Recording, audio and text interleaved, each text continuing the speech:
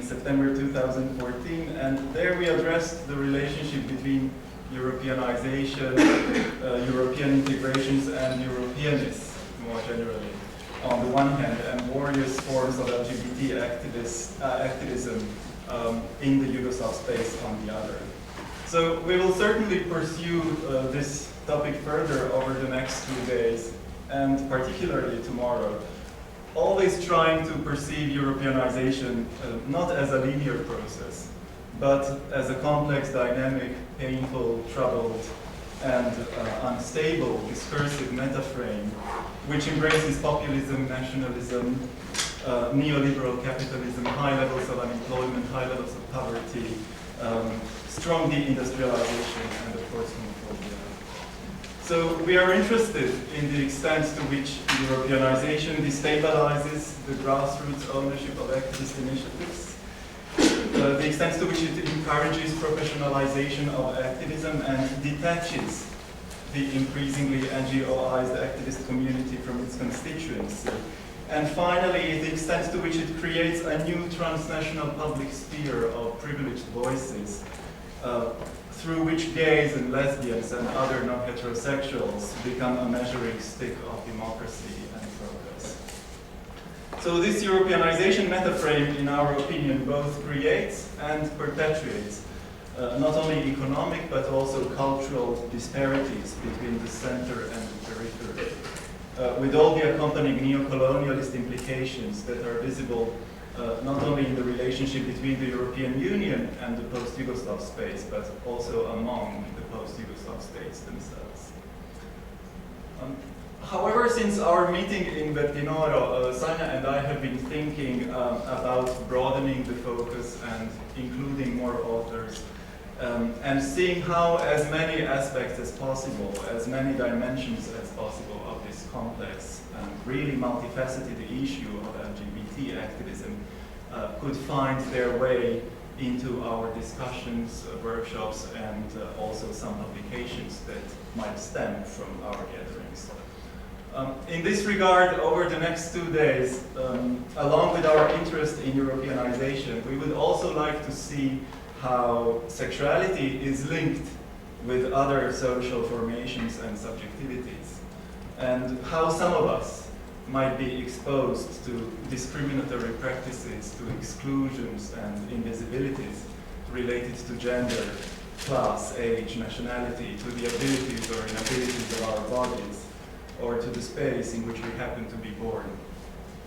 So our workshop titled Multiple Others hopefully reflects our intention to see how the concept of intersectionality behaves in our context, but also how we can understand and relate to our co-citizens' experiences and lives beyond purely academic concerns. And finally, before I hand it over to Sanja, I would like to make a more general point tonight, and then maybe a couple of more specific conceptual points tomorrow morning. In 1993, Gail Rubin, an American cultural anthropologist, activist, and theorist of sex and gender, said that disputes over sexual behavior often become the vehicles for displacing social anxieties and discharging their emotional intensity. Consequently, she says, sexuality should be treated with special respect in times of great social stress.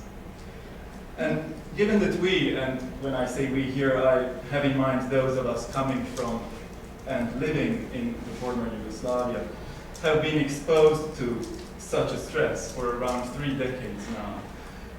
We have seen on many occasions how sexuality and the body can become instruments of politics, and especially instruments of politics that produces material damage and inflicts pain and suffering. So we have witnessed with our own eyes how strongly homogenizing and how strongly nationalizing states start excluding their own citizens and start leaving little or no space for diversity or for sexual citizenship that does not comply with the suffocating patriarchal canon. This workshop brings together activists and academics Because we believe that activism for the recognition of non-heterosexual sexualities on the one hand and non-heteronormative social sciences, non-heteronormative anthropology, sociology on the other have the same task. And both of them carry a price tag which requires courage and resilience. And this price tag has a lot to say when it comes to our political and professional choices, but also when it comes to our professional responsibilities and ethical obligations that we have towards ourselves and towards others. Those that have been there before us, those that are with us today, as well as those who will come after us. In this sense, both activism and research in the areas of non-normative sexualities and our coming together to be vocal about them and to speak about them in one way or the other is an important coming out experience. And to acknowledge such an experience and engage with emotions that go with it, one needs a friendly and secure environment that we have here, and we are grateful to Professor Eva Fodor and Professor Elisa Helms, as well as to Olga Peledi and Natalia Vershegi for welcoming us here at Central European University and making this workshop possible. Thank you very much. I hope you will enjoy it.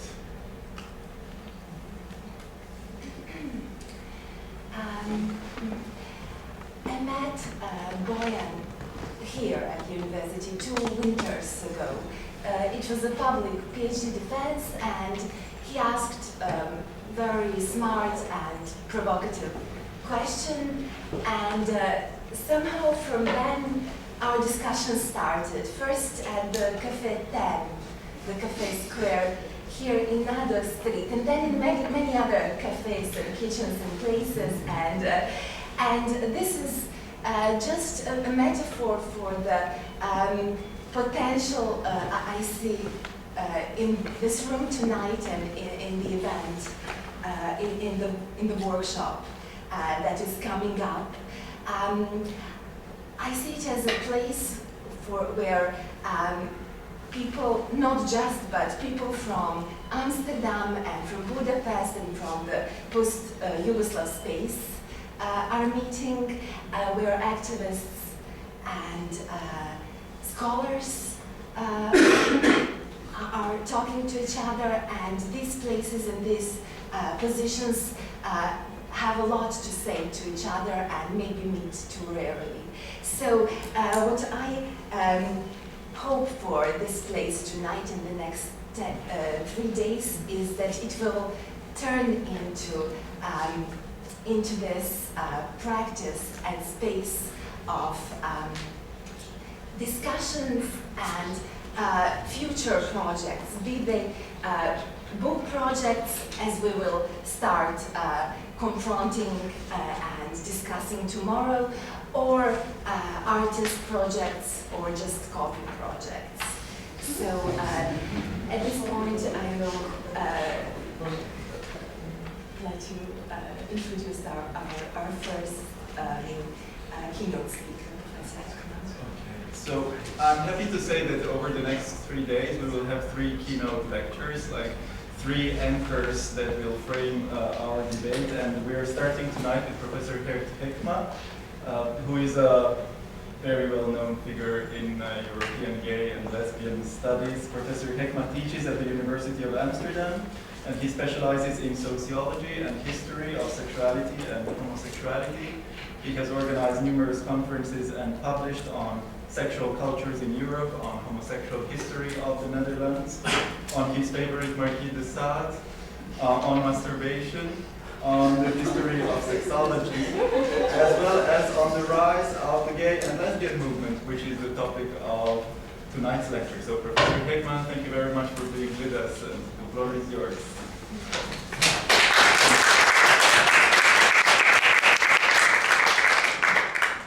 Okay, it's a great pleasure to be here. I'm now colleague of Bojan in Amsterdam. We have the same office room, more or less. And he's a very loving and lovable person. And I want to say something also about the Europeanization, because I want to talk about the long history of sexual politics in Europe from Marquis de Sade, again Marquis de Sade, and more or less to the present day, I hope. And this Europeanization, I would say the European sexual politics have many phases. Yeah? So I would say it's difficult to talk about Europeanization because Europe is not one ID and the European sexuality is neither one ID. And what I want to say, I would say to, I've been once on a conference in Singapore, and I realized in this conference in Singapore that the Western gay and lesbian world and movement is self-satisfied and petrified. Yeah? So I would say, I saw it in Singapore, I would say the main places of, I would say, what we call now gay and lesbian movement and culture are moving to the east, yeah, because there's much more energy and interest and discussion going on than in Western, world. Yeah? Okay, so that's in response to what Bojan was saying about this seminars. And let me say also that, so if you have questions during my lecture, if I'm not speaking clearly to you, you should certainly remark on it, because I'm not an English native speaker, and you're not native speakers in many cases. So I'd like to have a good understanding between all of us. Yeah? Let me say that in the third place, what is my lecture about? So I want, in fact, at one point to write a book about the history of sexual politics in Europe, and especially the homosexual politics. And going from the Marquis de Sade, and that's the 18th century Enlightenment. I will for some time talk about the Enlightenment and about the Marquis de Sade. And also, because the Marquis de Sade is not, I would say, the mainstream Enlightenment. I want to say something about Ulrich and Kertbeny. Maybe Kertbeny is the man who invented the word homosexual. He comes from Budapest. I think he did it in Brussels, the invention of this term. And well, perhaps Judith can bring us also to the graveyard of Kertbeny, which is conserved by her here in Budapest, as you'd like to see. Myself very much, I didn't see it. Now, so the first part is about Sade, the second part about Ulrich, mainly, and Hirschfeld a little bit, and the third part about, I would say, the group of the community of the own, and that's the Eigen, and that's that's an opposing or a different group that existed in Germany around 1900, and then I want to move on to the sexual revolution in the present day. Yeah? Let me say something. So I think we have been discussing this morning already about sexuality, and I would say most of our ideas about sexuality have been very much formed in the Enlightenment. So I would say the Enlightenment has, I would say, very basic to our ideas about sexuality, and I will give you a series of examples of this. And Marquis de Sade has a very different idea about it. So the Enlightenment is also not one, and there are many forms. And the Sade, so Sade is in the Enlightenment, and this Enlightenment, and they have new ideas about everything, about democracy, about the state and the church, and all these kind of issues. But what is important for sexuality, there's a certain series of topics. So I'm always using the first topic as the idea of the nature. And so you go from an idea of the divine nature to an idea of a biological nature. So first it's a God-made world, so it's about theology, and later on the Enlightenment it becomes very much, I would say, about nature. And nature is very essential when it comes to sexuality, because sexuality is defined as natural. Yeah? And for example, I can give an example of Voltaire. He said, when nature gets its chance to develop, normally when there is no corruption of culture, and we will see that all people are simply heterosexual. Yeah? That's Voltaire, and that's the main, I would say he belongs to the mainstream of the Enlightenment. And so the corruption of culture is, of course, boarding schools, all male, all female situations, and those situations create homosexuality, masturbation, all corruption of nature by culture. That's the idea. So nature is a very essential part. Nature is good, the good wild person, good barbarian, and that is all about coital sex and this kind of stuff.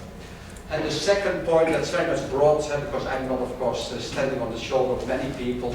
Thomas Laqueur, there was made two books I want to refer to. The first is about making sex, and he's saying, God, when you go to the 18th century and you ask about ideas about sex, and the idea was until the 18th century there was one sex, and men and women were more or less the same in medical anatomical literature, and this literature, it said men and women are the same, only the women have their genital apparel, they have it turned from the outside to the inside, or the men to the outside, you might say. Yeah? So it's all the same. Also the words were the same for the balls and the ovaries, for the vagina and the penis, and all those. And there's a lot of similarities between the men and women. And also when it came to, I would say, sexuality. Men and women were equally sexual, sometimes they even said women were more sexual.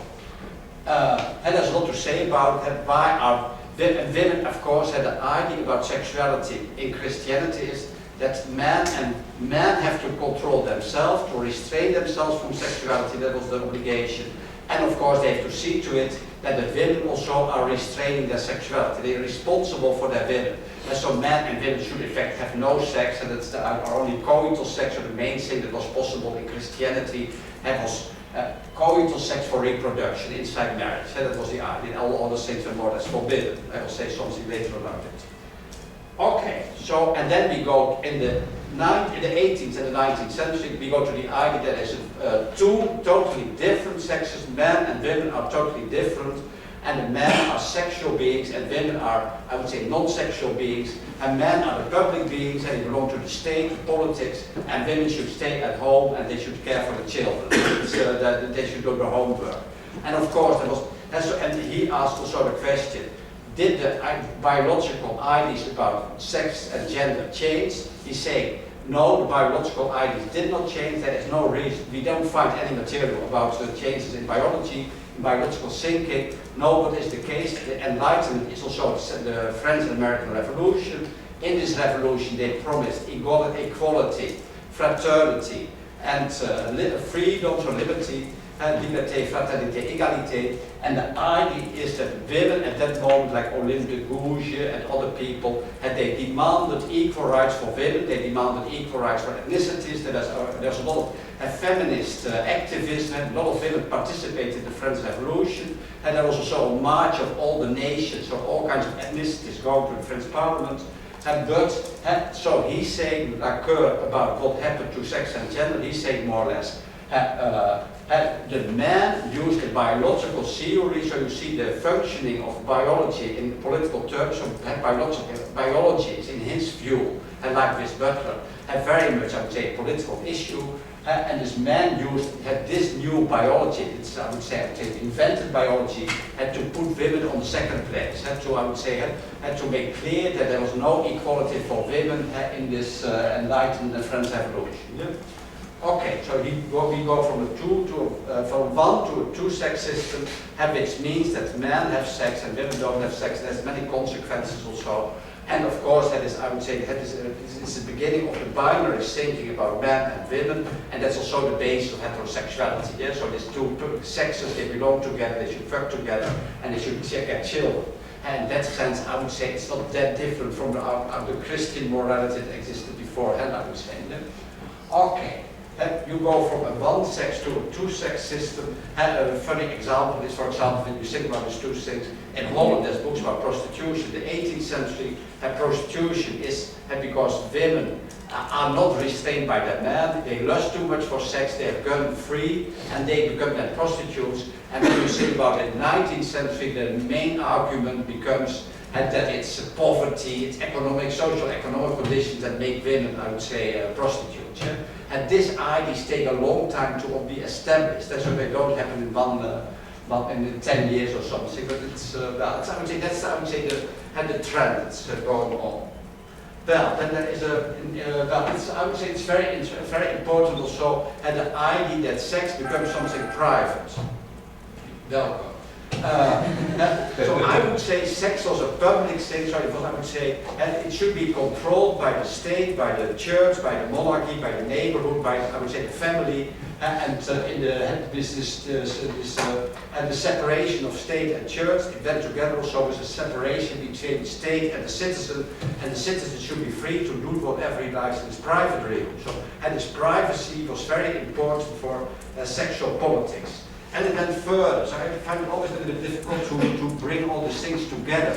I would say what you also have in this 18th century is the idea, and with Rousseau of the Confessions, that what is very important and your identity. And this identity is already in Rousseau is quite sexualized. Yeah? So it's about masochism of Rousseau, of not masturbating, of not having, I would say, homosexual relations with priests, all this kind of issues.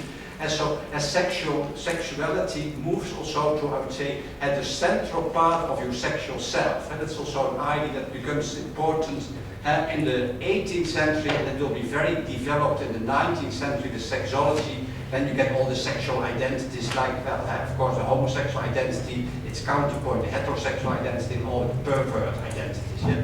He didn't mention my book about perversion, but also books on perversion. So I like that for that reason, the sexology of the 19th century.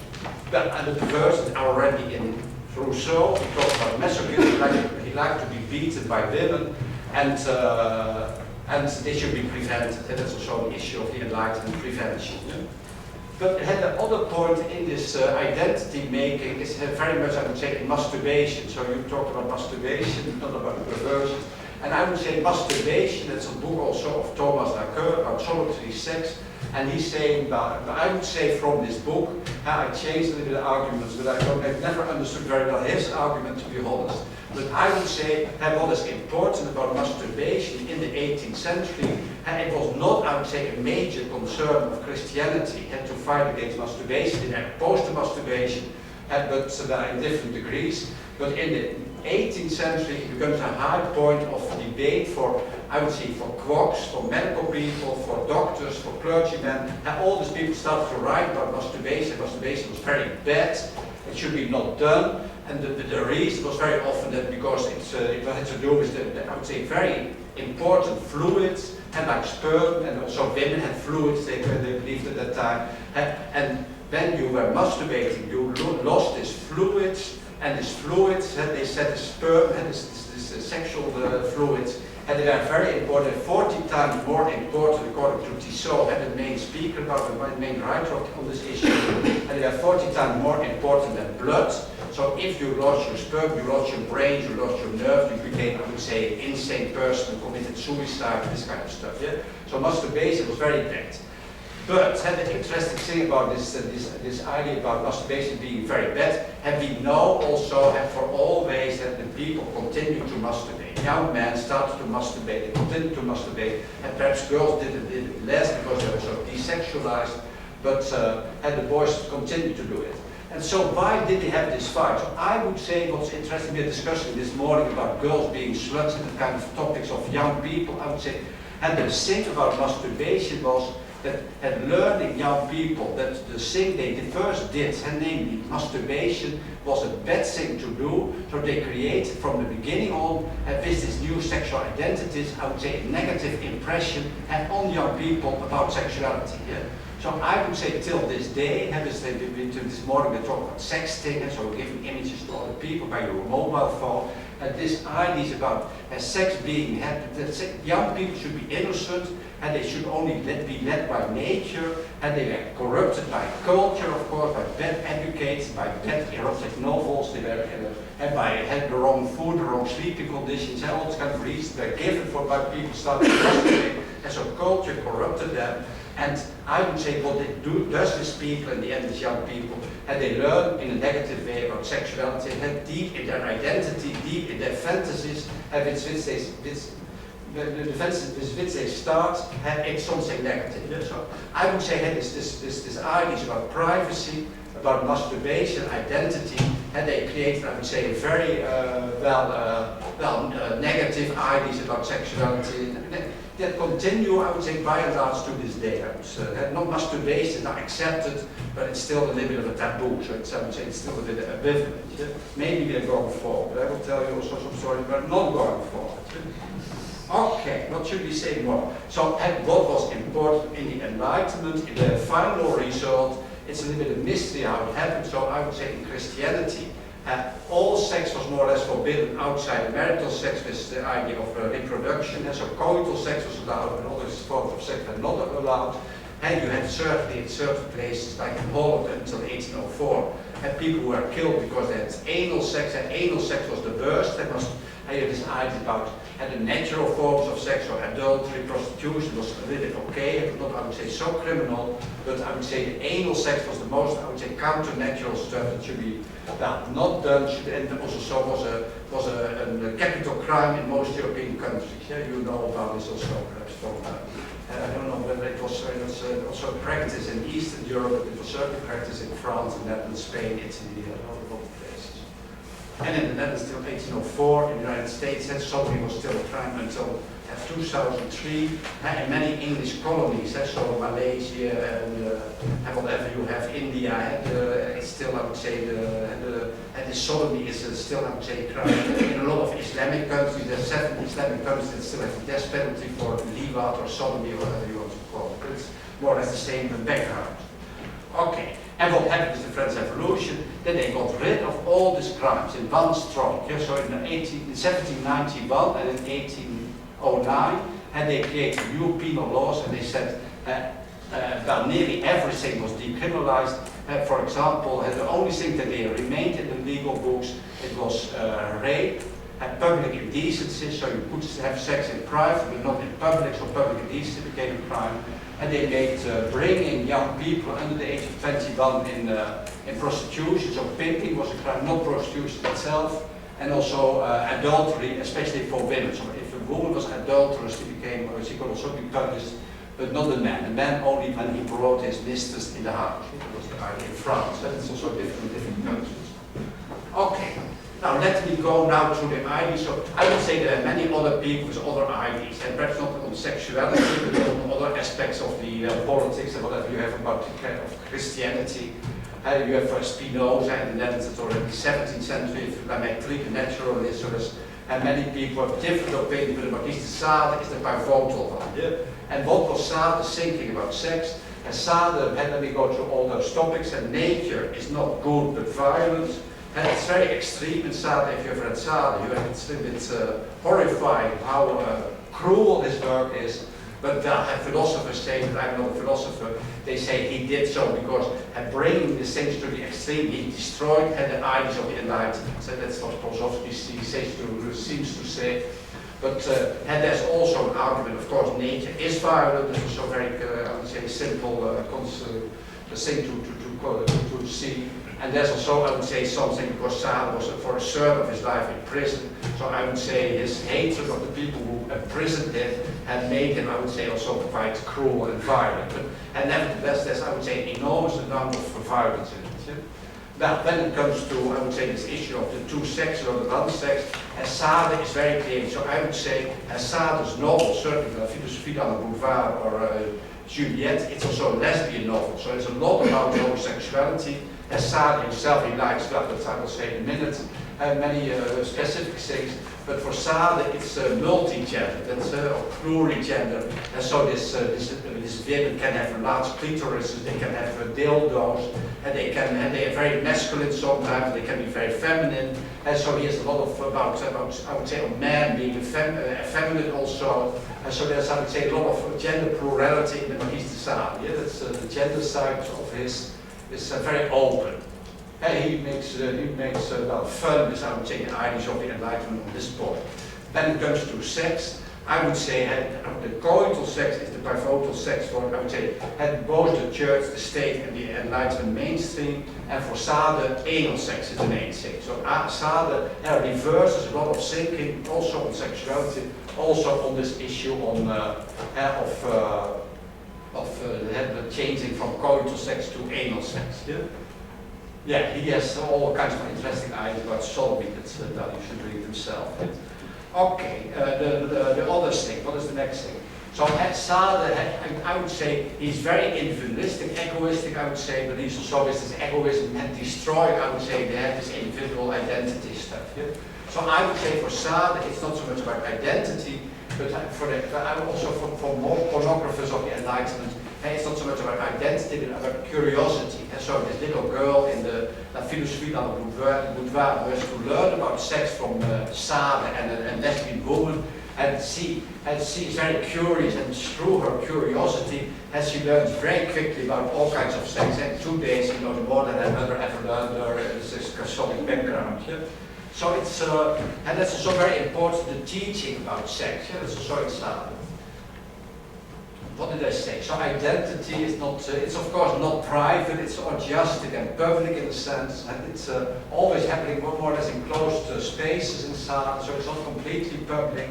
And when it comes to, I would say, the family, now it's always about incest in Sade. So he likes to commit incest, and the best thing that can happen that you fuck with your mother and the child of that mother. And is that, at the same time, I would say, it can be a sex partner, it can be your grandmother, your mother. And so he complicates the family by this incest. So for him, this incest, I would say, a way to get away from the family. That's also quite important in his work.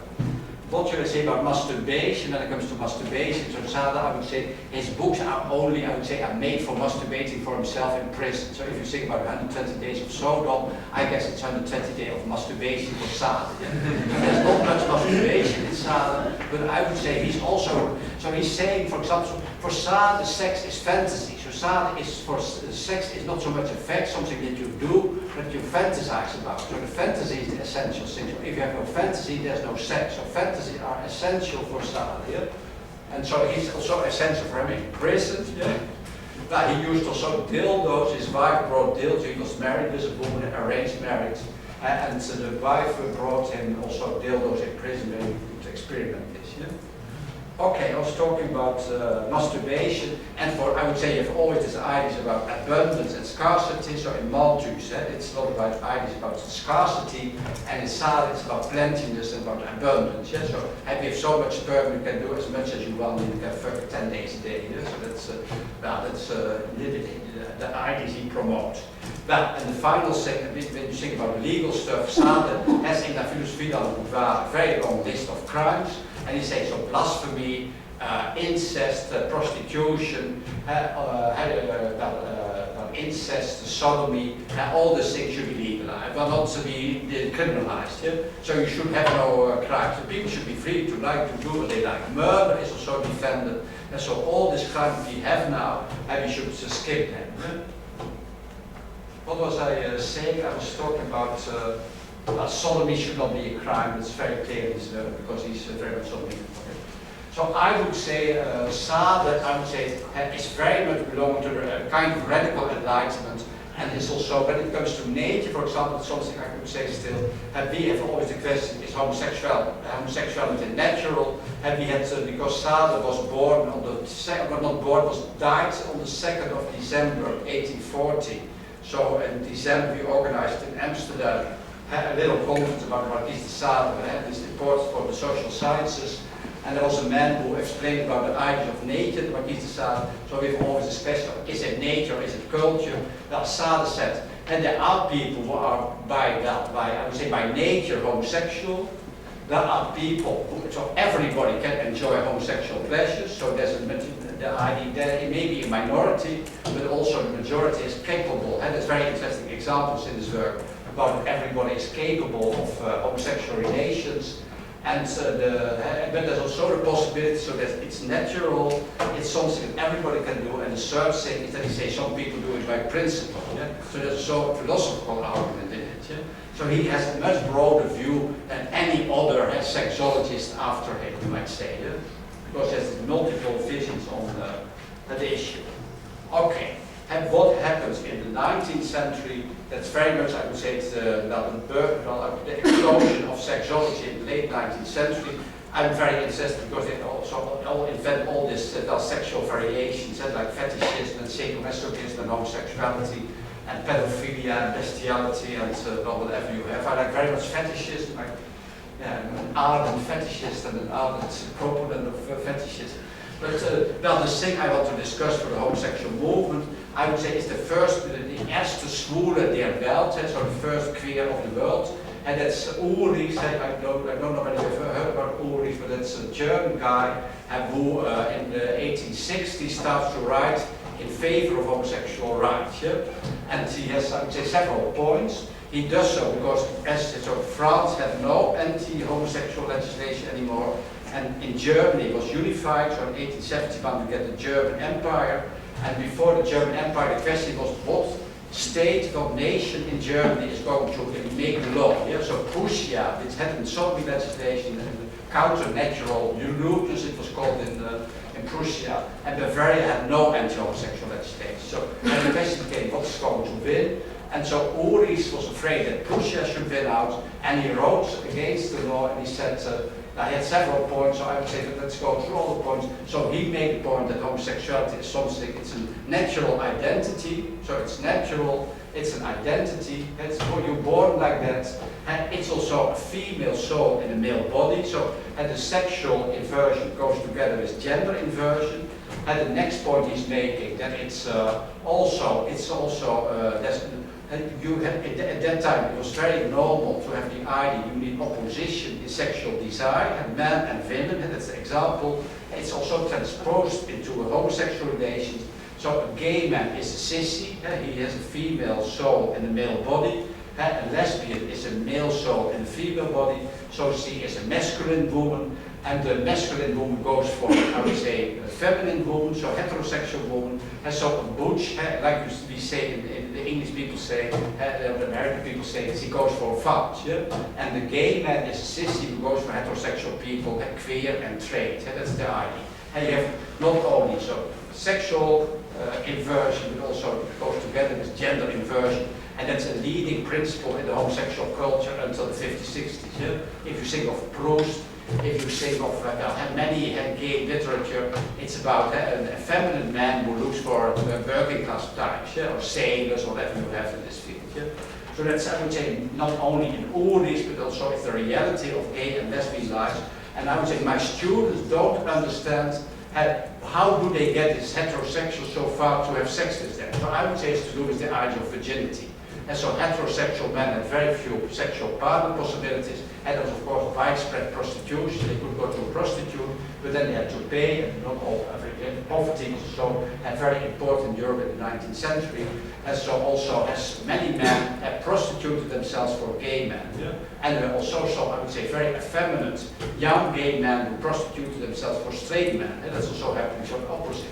And you needed opposites. And you could also have an age opposition between a young man and an old man, and there was another kind of opposition that also Ulrich acknowledged, but it was, I would say, his main point. So it's, and so you could have prostitution of heterosexuals for gay men and of women for butchers. Yeah?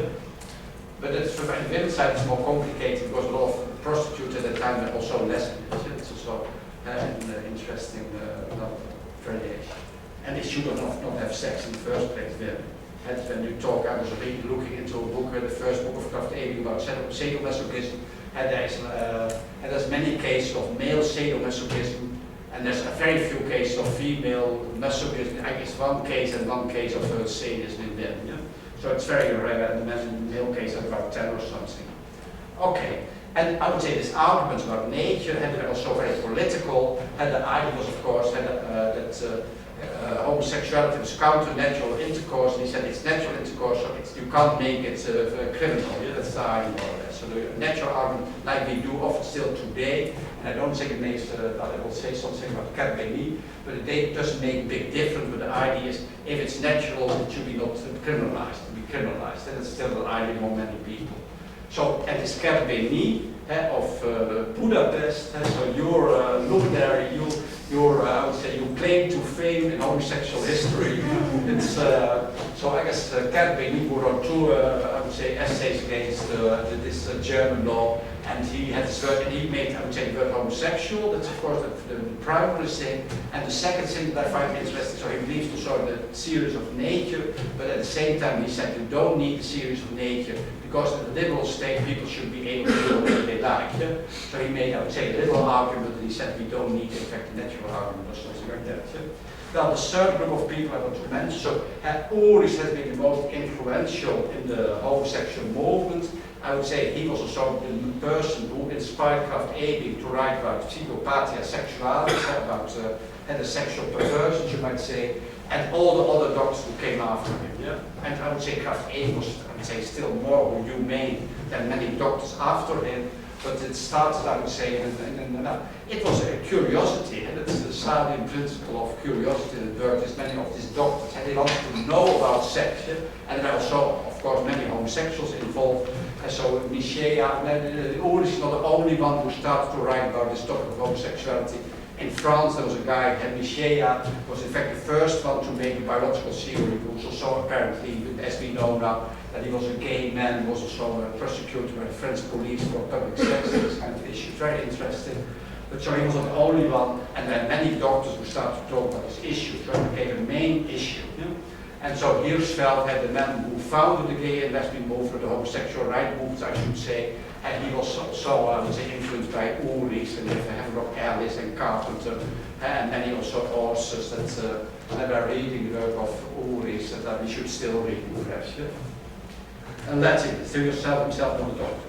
Well, and then in this German field, so because sexology is very much a German enterprise, and you have also a group of people that I want to mention very shortly, and that is very much based, I would say, in the Greek models. And so there's still a competition between the Enlightenment model and other models, and the Christian model, of course. There's also, I would say, still the Greek model is still very much working in English boarding schools and in Germany. And in Germany, the people of their eigene had the same sexual or something. It's a very difficult word. It's Stirner, and then they're referring to.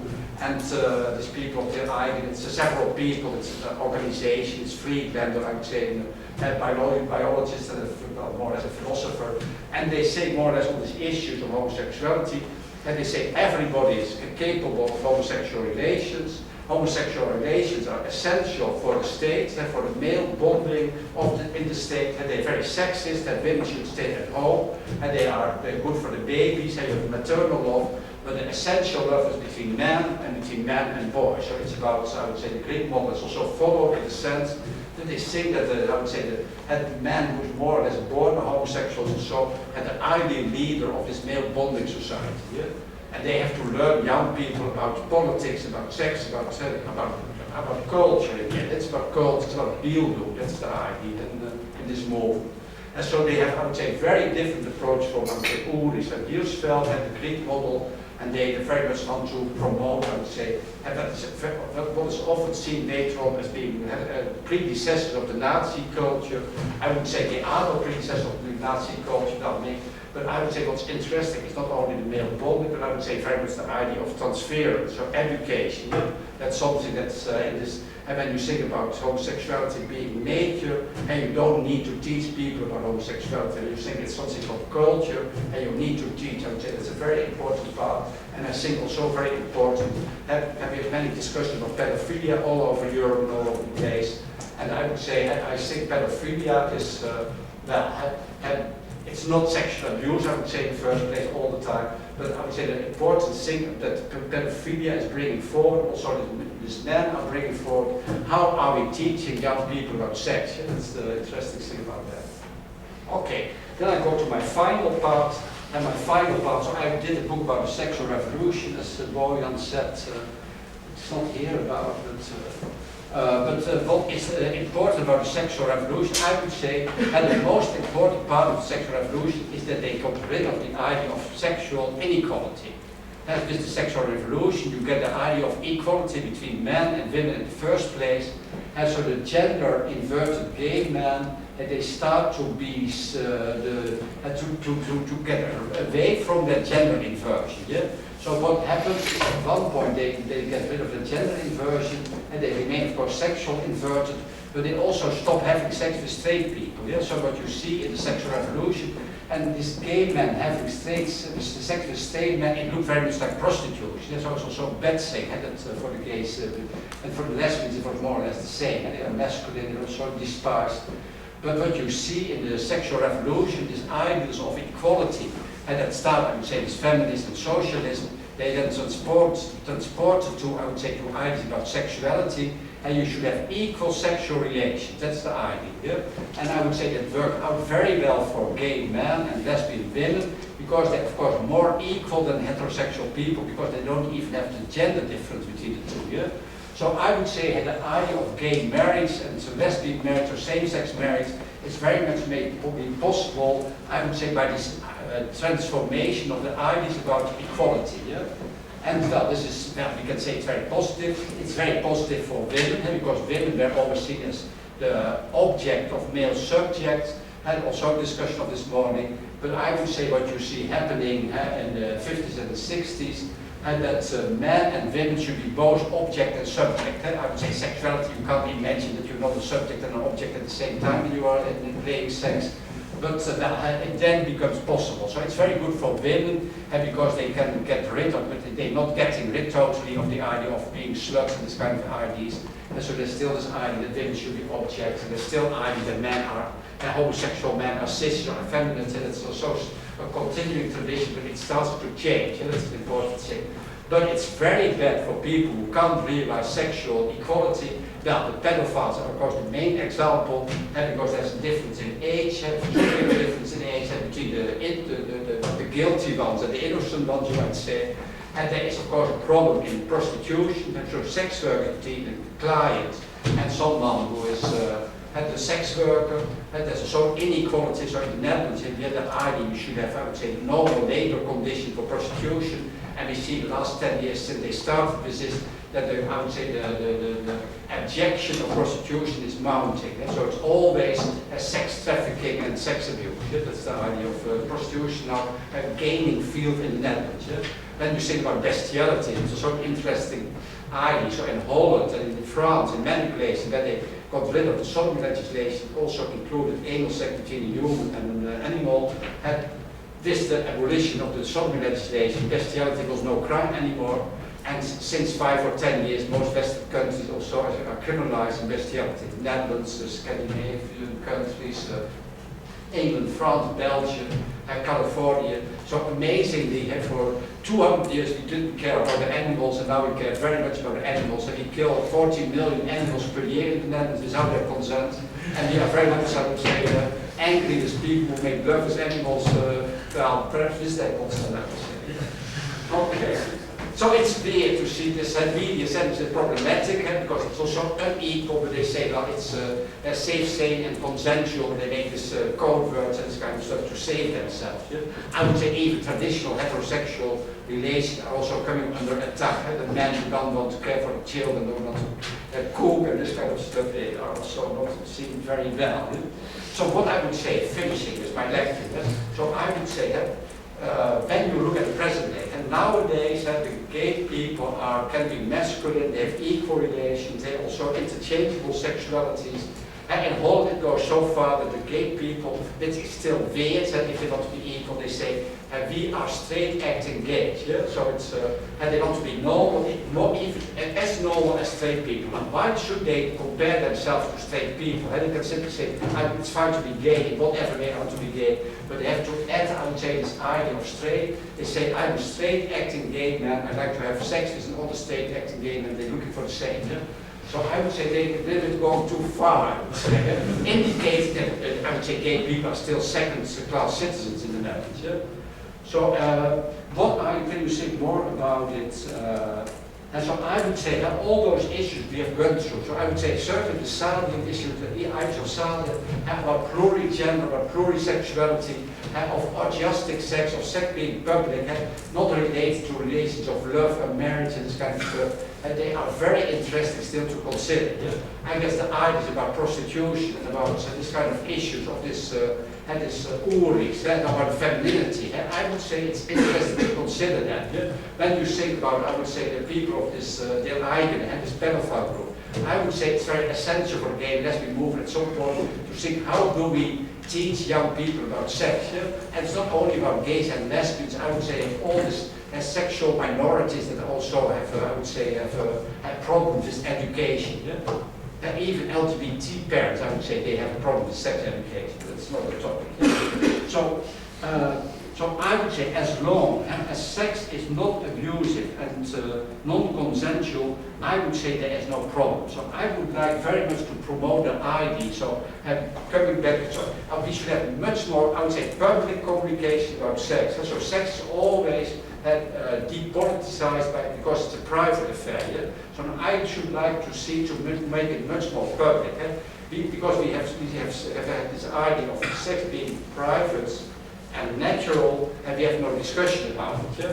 And we need discussion about it. We have, in fact, gossiping about it. Then there's the people discuss it, and they discuss it all the time in the media. But it's always, I would say, on the level of small talk. Yeah? It's very rarely, and there's a serious political discussion in many respects on it. In academia, it's difficult, many places. So I should like very much to promote the idea of sexual citizenship. I would say for the liberation is too strong a word, but for having, I would say, pleasant sexual relations in society, and not only for adults but also for young people, who not becoming, I would say, in a natural way sexual beings, sexual citizens. And it's not, I would say, because I'm thinking about individual people, I would say we need also sexual citizenship, and because all people have to deal with sexuality not only as private persons, but also because they have to deal with it as nurses, police officers,